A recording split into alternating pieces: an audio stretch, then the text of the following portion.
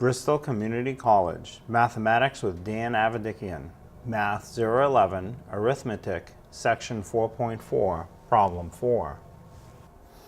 This is Section 4.4, Problem 4. It says write each fraction as a percent. And the first fraction is 17 over 100.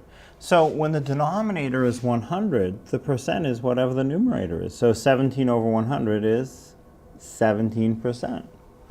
Part B, same thing. When the denominator is 100, the percent is whatever the numerator is. So 29 over 100 is 29%.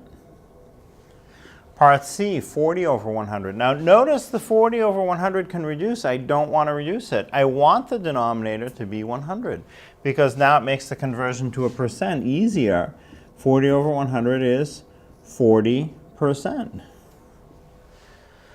The next one, 136 over 100, I could reduce that also. I could make it a mixed number, but I don't want to do it. I want the denominator of 100 to stay because it makes the conversion to a percent very easy. It's just the numerator, so 136%.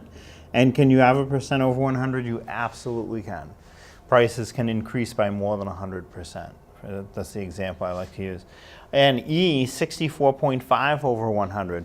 Now again, you have a decimal and a fraction. You could make it only a fraction by moving the decimal over one position, both the top and bottom. I don't want to do that. I could, but I don't want to because I want the denominator to be a 100. It makes the conversion to a fraction very easy. When the denominator is 100, the percent is whatever the numerator is, 64.5%.